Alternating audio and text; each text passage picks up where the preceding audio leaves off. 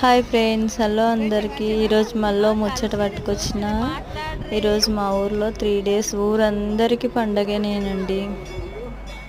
దేవుడి తలవాలు లక్ష్మీ నరసింహస్వామి వారివి.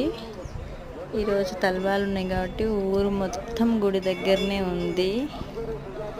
తలంబ్రాలు అయిపోయిన తర్వాత అమ్మవారికి అయితే ఒడినించుతున్నారు.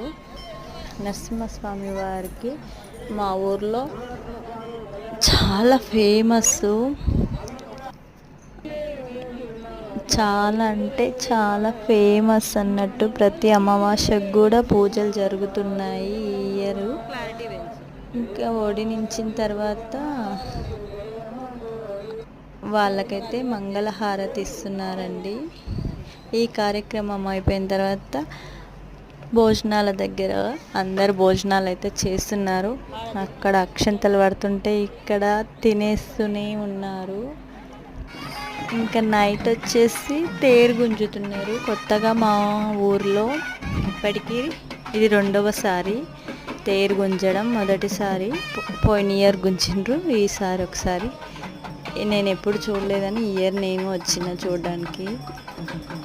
అమ్మవారిని 2 అమ్మవార్లు స్వామిని తీసుకొని అయితే వాళ్ళు భజంత్రీలతో తేరు దగ్గరికి అయితే తీసుకొచ్చేసారు.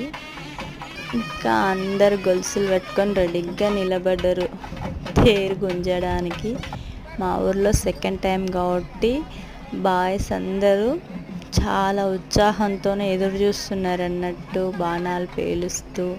ఇంకా నైట్ టైం అయినా కూడా చిన్న పెద్ద ముసలి వాళ్ళు ఎవ్వరూ తేడా లేకుండా అందరు గుడి దగ్గరికి అయితే వచ్చేసిండ్రు. టైం అయితే 9:30 కానీకి వచ్చేసింది. ఫుల్ మోడం వేసుకొని ఉంది, వర్షం కూడా పడ్డది.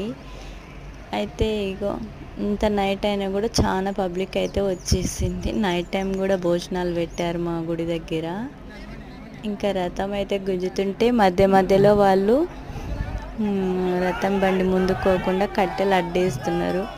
వాళ్ళేమో గట్టిగా కేకలు వేస్తూ ఉన్నారు, ఎందుకు ఆపుతున్నారు అని. అంత బండి లాగడం అంటే కష్టం కదా. కానీ దేవుడి మహిమ ఉంటే ఎంతటి దాన్నైనా సాధించవచ్చు కదా. ఈరోజు మా ఊరు ముచ్చట్లండి ఇవి. రేపైతే ఎద్దుల పంద్యాలు ఉన్నవి. మా ఊరికి 5 జోళ్ళ ఎద్దులు వచ్చాయి. రేపటి ముచ్చట మరోసారి.